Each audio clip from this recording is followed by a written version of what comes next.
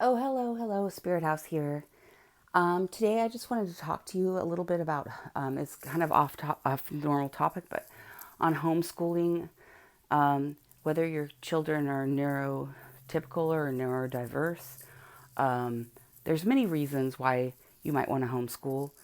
My reason was my kids had medically documented vaccine reactions. They were very close in age, so I couldn't prevent my youngest son from at the time, and no one was really educated at that point on the benefits and risks. And I'm not anti-vaccine, but in my case, my children were injured, and so I was very vigilant after that about it. And but that didn't come into play till later, um, with schooling, there's many reasons why, if you have a developmentally disabled or differently abled child, or a child with autism and other disabilities on the spectrum, why you might want to homeschool. And the biggest reason for me is they were diagnosed when I lived in Arizona at at 3.5 and 5, and or 3.5 and almost 5. And my son, when he had that reaction, he lost all his speech. He had already had speech, but he lost all of it. And so, um, but you know, I didn't have a label for it, and I didn't know how to help him. So, luckily, there was, I was in a small town too in southeastern Arizona, but there was um, a, psychologist and speech language pathologist there, and they finally got a diagnosis for both of them, and was able to put them into a program there until we moved, and then we moved to Medford, Oregon, Southern Oregon, and I loved it there. I absolutely loved the place. The people were very nice, but the programs were kind of bad. The first year was great because they had a great kindergarten program, an autism program in kindergarten for my son who was 5, and then they had a great early childhood intervention program there called Asante, and I became friends with I volunteered everywhere that my kids went. I always volunteered because, well, when I wasn't having to work 3 jobs, I was volunteering on the years that I was able to take off. Um, but it was wonderful. But then after that point, there were no appropriate programs for them, um, for schooling, for that age group. And well, for Conrad there was, for my youngest son, but for my older son there wasn't. So I ended up homeschooling him for a couple of years, um, and it was wonderful.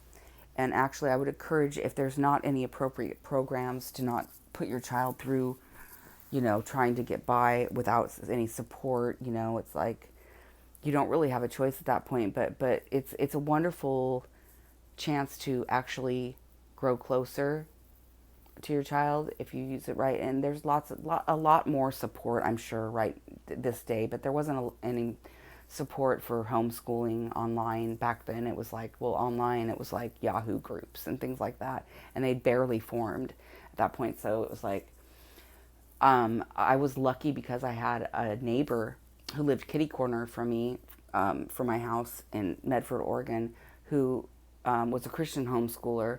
And although not all of our views, we became best friends, were the same. We became best friends, and our children had socialization, and we were both all good parents. So it was like we had the socialization aspect because she had 2 boys, I had 2 boys, and just she had done it for longer, so I learned a great deal from her when it came to homeschooling. And we would just have school session and it was wonderful.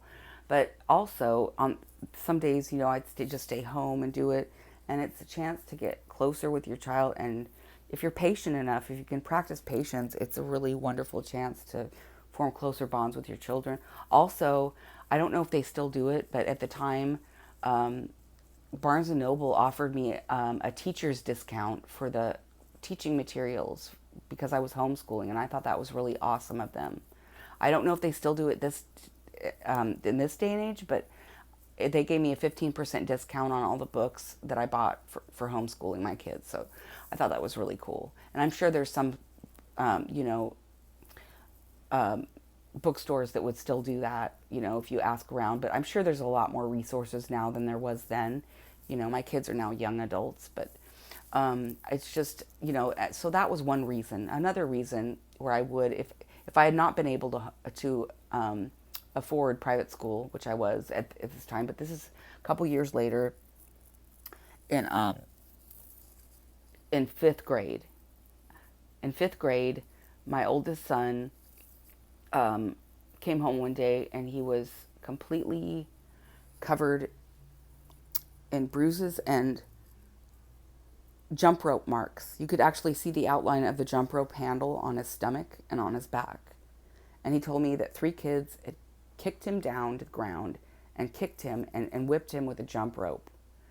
And so I went in and I was very heated and I talked to the teacher and the two aides are assigned to the playground during recess. Okay. So it was like, I talked to them and they were like, oh, we're sorry.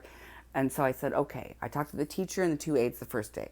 The next day he comes home and he'd been bullied again with some new bruises. And so I went to the principal at this point and I talked to her and with, the school policy for our district had been 0 tolerance for bullying. And plus he was a special needs child. So it was like even worse. And she was just so rude and ugly and narcissistic to me. And so I said, okay, he's never coming back here. He's never coming back here again. And I never sent him back. And the next day I got him enrolled in because I could afford it at the time. Okay. But not everybody can. So that's another good reason to homeschool if there aren't any other appropriate programs that you can bus him out to or your child out to, whoever it is, and whatever their disability, because that's not okay. He had wonderful self-confidence because of my parenting skills and because of who he was, and I was not going to risk him losing that self-confidence and that self-esteem from some punk ass kids that are beating him on the playground every day. Okay. So, and the principal would not give me the name of the children or their parents, which really made me upset. Okay. Because I wanted to talk to the parents. So anyway, I pulled him out and I sent him to a wonderful private school, but I was fortunate enough to do that for a number of years. So that's another reason.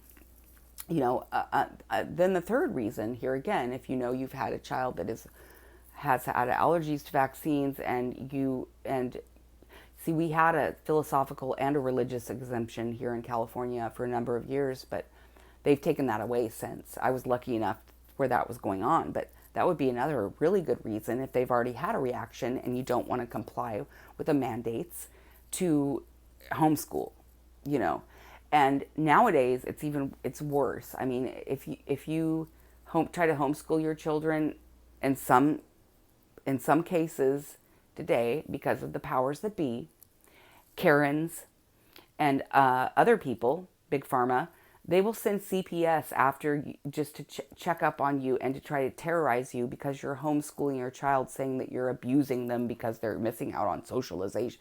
I mean, they'll use any excuse just to force you to put your child in public school and force vaccination.